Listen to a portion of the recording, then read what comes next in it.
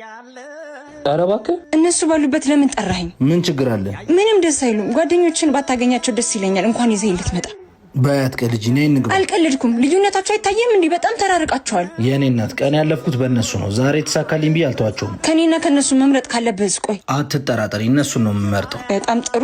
ከነሱ አላስበልጥሽም ነው? አይደለም፣ ሁለታችሁ የምትለኩት በየራሳችሁ መስፈርት ነው። እነሱን የመረጥኩት ግን ምርጫ የሚሰጠው ለመሄድ ያሰበ ስለሆነ ነው። ማለት እነሱን በመርጥ ልትሄጂ አይደል? ስለዚህ ራስሽን ምርጫ ውስጥ ካስገባሽ በምርጫ አትዘኝ። ነገ ብታጣ ዞር ብለው አይሁን። ምን አለች በላይ ኖሮኛ አልነበረም እኮ ማውቃቸው። ካላመንሽ ላሳይሽ። ነይ ምሩስ ትመጣለች ብላለን ማለት ሄደች። አልተመቻትም። ሰሞኑን ስራ ብር ይዞብኝ ብር አስፈልጎኝ ነበር። አንድ 10 ሺህ ብር አታበድሩኝ? ይዙ እንደሱ አይነት ብር የለንም፣ ግን በጣም ብሩ አስፈልጎ ከሆነ ስልካችንን አስይዘነው ይሸጠን እንሰጣለን። ስቀልዳችሁ ነው። ባይሆን 100 ብር ስጡኝ። 100 ብሩ ደግሞ ምን ሊሰራል ነው? የፊታችን ጥቅምት 16 ከ5 ሰዓት ጀምሮ በሚኒማ አዳራሽ የሚዘጋጅ የገቢ ማሰባሰቢያ ጉባኤ አለ። በእናንተ ድጋፍ የእናቶች በዓትና ወደ ገዳሙ የሚወስደው መንገድ ተሰጥቶ ተናቋል። አባቶችም በበዓታቸው ጸንተው እንዲቆዩ በዓታቸው እየተሰራ ይገኛል። በ100 ብር ብቻ ትኬቱን በመግዛት በጉባኤው ላይ በመገኘት የበረከቱ ተካፋይ ይሁኑ። መገኘት የማትችሉ በውጭ የሚሆን በሀገር ውስጥ ያላችሁ በዚህ አካውንት ማገዝ ትችላላችሁ። ለስጋችሁ በረከት ለነፍሳችሁ ስንቅ ያዙ። አዘጋጅ ሙታን ሳማ አርቅዲስ ሚካኤል አንድነት ገዳም